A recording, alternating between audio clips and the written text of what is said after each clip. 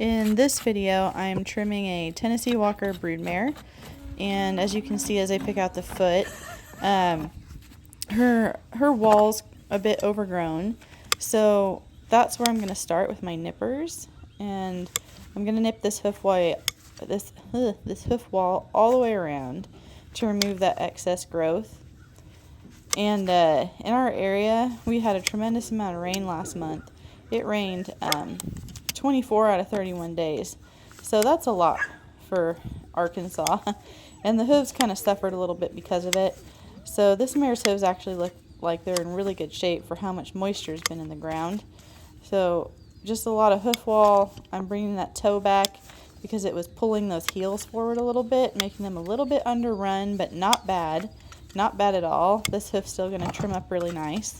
So smoothing that nipper run now, smoothing that hoof wall out, removing all those nipper marks, and starting my bevel. Bringing that heel back, down and back. I don't want to remove too much height, but I do want to bring that heel back as much as possible. Now I'm going to address this hoof from the top with my rasp, and you can see now from this different angle that this hoof is in really good shape.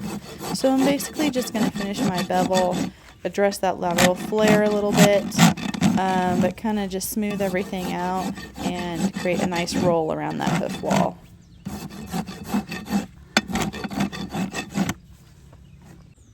Now I'm setting the left hind hoof on the stand and picking it out with my hoof pick to try to get some of that dirt and manure out of there and make sure there's no rocks that are hiding anywhere that I might hit with my nippers or my rasp. And there's an area of the hoof where it looks like there's some flaps kind of by the toe, and that is just laid over dead lamina that's separated from the wall. And as I make my nipper run now around the toe, you're going to see that that hoof wall and the sole and everything underneath is really healthy. There we go, it's starting to reveal it now. The white line is really nice and tight. There isn't any hoof wall separation. So that those flaps where they separated from the hoof wall is just caused by excess growth combined with excess moisture. We had about, I think they said it rained 24 out of the last 30 days in this area. So we've had a ton more rain than normal, or just not a ton more rain, but it was just wet all the time. And the hooves kind of suffer a little bit when it's like that in this environment. So now I'm rasping down the hoof wall, starting my bevel, just cleaning up that hoof a little bit from the bottom. I think I'm going to open up this frog. Yeah. And these frogs are big, beautiful, and healthy, so for the most part I wanted to leave them alone. But you can see there's some dark, almost black like mud in there, and that's why I took that part of the frog off, is because I don't want it to keep trapping material under there, which might cause thrush in the future. So now, just like the front foot, I'm bringing back that toe, and I'm going to smooth it out, and then probably just finish this hoof from the top.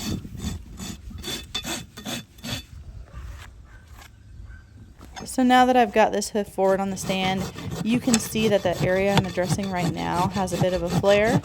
And from the bottom you couldn't really see it. You mostly see it from the top, and I did want to try to bring that in a little bit, but I also didn't want to rasp all the way through the hoof wall and compromise the integrity of that structure.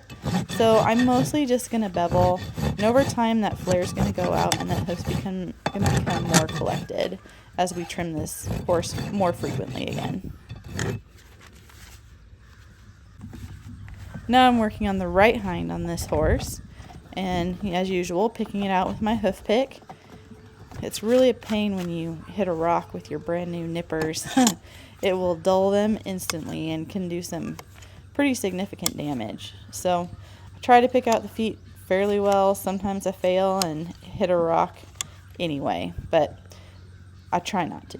So this hoof is very similar to the other hind. The wear patterns are almost exactly the same, which is really good to see, which tells me there aren't any problems probably higher up in this mare's body, which is great after foaling, because a lot of these broodmares can get out in the back end just from carrying a foal and going through the foaling process.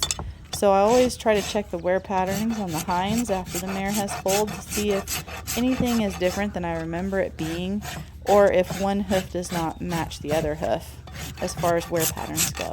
So I've removed all that excess hoof wall and rasping it down, rasping it smooth. She's probably getting a little impatient with me, or doesn't enjoy the flies like the rest of us don't enjoy them. Same thing with this frog, just opening up one side of it a little bit so it doesn't trap dirt and debris. Now I've got that hind foot forward, and just like the other hind foot, you can kind of see that there's a little bit of a flare on that lateral side, but it's not big and I'm not real concerned about it. Like I said, it'll probably trim out in a few cycles. So just really concentrating on my bevel, smoothing it out, and making that structure round and smooth so that the hoof wall doesn't chip or crack or anything like that. But all in all, this hoof is in pretty good shape. Now I'm trimming the last hoof on this horse, the right front. And same as the other three so far, the first thing I'm going to remove is that excess hoof wall. Pretty much going to do a nipper run all the way around just because there's so much growth. But just like the other hooves too, once we get that hoof wall off, you can see that the structure underneath is pretty healthy and that the white line's in good shape. The hoof was just long. So now I'm doing my vertical nip by the toe to try to bring back the breakover for this horse, which will also help those heels straighten up a little bit, and it will stop pulling them forward. I wouldn't really call these underrun heels, but they're sitting a little bit farther forward than I would like to see. You can kind of see it from that angle. I would like it if they were pulled back a little bit more and the digital cushion was a little bit farther under this horse, but that's being picky. Like, she still has really nice hooves. So now just smoothing out my nipper marks and starting my bevel on this hoof wall.